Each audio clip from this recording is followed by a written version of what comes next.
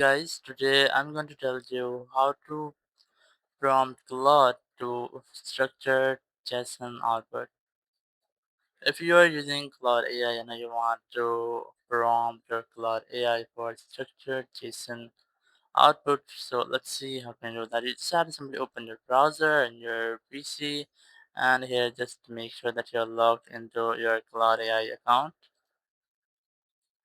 So once you are here, you just have to enter your question just like the format I'm going to pasting here.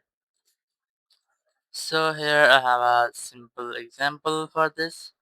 So the very first thing, you have to enter that you are a data extraction assistant. It will give this role to your Claude AI. So once you have done, you have to enter extract information from the text below. And then you have to enter some rules like this that return only valid JSON. It will give you only JSON output. Do not include markdown for code fences. Do not add explanation. Use null if a value cannot be determined, and follow the schema exactly. Once you have done, you have to enter the schema and your text and then submit this.